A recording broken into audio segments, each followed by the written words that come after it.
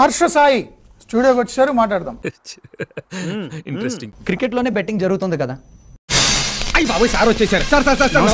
చాలా చాలా బాగుంటది, ఇంట్రెస్టింగ్ గా ఉంటది. లైక్ కొట్టి వీడియోని పూర్తిగా బెట్టింగ్ యాప్స్ కోసం అని పెద్ద మాఫియా, 100 కోట్లు మీరు సంపాదించారు.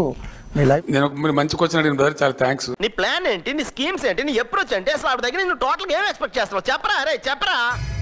అనేక మంది యువకులు కొంపలు కొల్లేరైపు. నువ్వు మాయగాడవని నాకు ముందే తెలుసురా. ఏదో 4 మిషన్లు కట్టేసి బుడగలు కట్టేసి మమ్మల్ని అందరూ ఎదవం చేస్తారా? మీరు ₹1 ఇస్తారు, 100 రూపాయలు కొట్టేస్తారు. బెట్టింగ్ యాప్స్ ప్రమోట్ చేయడం ద్వారా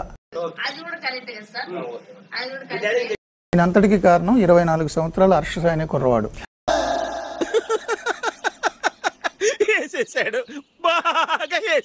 ఒక బ్రాండ్ మేనేజర్ వచ్చాడండి, మామూలుగా బెట్టింగ్ యాప్ లాంటిదే, మీరు ప్రమోట్ చేయాలి అనేసి అన్నారు. యాప్ ప్రమోట్ చేయడం వల్ల ఎన్ని కుటుంబాలు అన్యాయం అయిపోతాయి. 200 గ్రాములు నొక్కుతున్నావంటే దీని అడ్డం పెట్టుకుని రోజుకి ఎంత నొక్కేస్తున్నావరా? నువ్వు మనిషివేనా? ఎలిగేషన్ డే ఉందండి, ఎవరు ఏదైనా చెప్పేయచ్చు, నోటికి ఎంత వస్తే అంత చెప్తాను. నీచులు ఎప్పుడు నీచగానే మాట్లాడతారు రావు గారు, మీకు తెలియదే ఉంది. మీరు కానీ క్రికెటర్ మహేంద్ర సింగ్ ధోని తెలుసు, ఇలా చాలా అందరూ ప్రమోట్ చేస్తున్నారు. వీళ్ళందరూ చేస్తున్నారా? అయితే అదేంటంటే అది వాడెవడో చేస్తారని చెప్పి నువ్వు చేయడం ఏంటి? టెలిగ్రామ్ లో 70,000 మంది ఫాలోవర్స్ ఉన్నాయన, రోజుకి 14 లక్షలు సంపాదిస్తున్నాడు అంట. తెలుసుకున్నాక నేను ఆశ్చర్యపడ్డా. ఏం మాట్లాడుతున్నావురా? నరాలు కట్ అయిపోయింది. పెద్ద పెద్ద సూపర్ స్టార్స్ చేస్తున్నారు. అలానా అనేసి ఇది చేసాం. ఏదో బతుకు తెరువు కోసం చేస్తున్నావులేండి. సరదా just for fun. But Telugu రాష్ట్రాల్లో బెట్టింగ్ యాప్స్ అనేది బ్యాన్ చేశారు. బెట్టింగ్ అనేది ఏం పాయింట్ పెట్టావన్నా? ఫస్ట్ టైం కదా, కొంచెం ఎక్కువైంది. ఎవరికై ఫస్ట్ టైం? సాయి ఆ సేవ చేసినట్టు యాక్ట్ చేసేదే ఇలాంటి పెద్ద పెద్ద తప్పులు చేయడానికి. వీడు ఈ టైప్ లో తగిలేడేంటి? తెలుగు రాష్ట్రంలో బెట్టింగ్ యాప్స్ బ్యాన్ అయితే ఇక్కడ తెలుగు వాళ్ళు ఎలా ఆడగలుగుతున్నారు?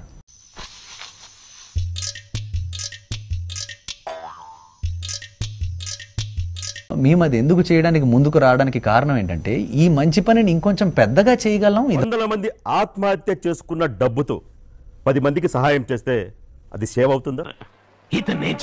చెప్పండి. ఇలాంటి సోమరిపోతులు దేశంలో ఉండకూడదండి. లీగల్ అయితేనే చేస్తాం, దానికంటూ సపరేట్ మనుషులు ఉన్నారు. మేము ఆ బ్యానర్ లిస్ట్ చెక్ చేసుకొని చేస్తాం. అది శేఖర్, నీకు తప్పనిపించలేదా? తప్పేంటి? పోలీసులు వీడియో తీయడం ఏంటి నాకు తెలియకరుతాను. నువ్వెవరు? నువ్వెవరివి? 4 తగిలించి పంపించు. రండి. ప్రైజ్ మనీ రైతులకు ఇస్తానన్నాడు, ఇచ్చాడా? వీడెవడో భావరక్షణ చేస్తున్నాడు, చైల్డ్ ఆర్టిస్టా? నేను ఒకటే చెప్పినా, అవి రైతులై మాత్రమే, బరాబర్ రైతులకే అంతే. అలా నేను ₹1 తినేది లేదు. పేజ్ బయోలో లింక్ క్లిక్ చేసి ఫాలో అవ్వండి, మర్చిపోకండి. అందుకే ఎడ్యుకేషన్ నెగ్లెక్ట్ చేయకూడదు అంటారు. అయిందా? ప్రతిదానికి ఓవర్ ఎక్స్ప్రెషన్. నిజంగా చెప్తున్నానండి, వీడు కనబడితే నో డౌట్ గుండు కొట్టి గడ్డం గీసి సున్నం బొట్టు పెట్టి ఊరేగించాడు. నాకు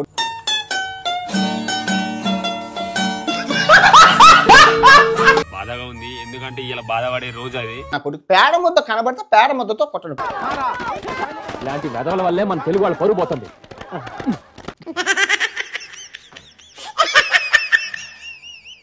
బిగ్ బాస్ షో ఈ రైతు బిడ్డని నేను ఎందుకు తిడుతున్నాను అంటే, మా అమ్మ ఇది ఫ్యాన్.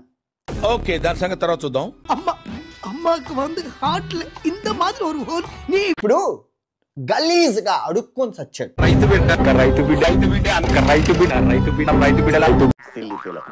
మోస్ట్ ఎంటర్టైన్మెంట్ ఫీల్ అవుతున్నాడు. పాపంతో చెప్తాను, వీడంతా నాకు అసహ్యం. ఏంటంటే డొక్కడే నాకు ప్రపంచంలో అసహించుకున్నది అశుద్ధాన్ని కూడా నేను అసహించుకుని చూస్తాను, కానీ నా కొడుకుని మటుకు అసహ్యం.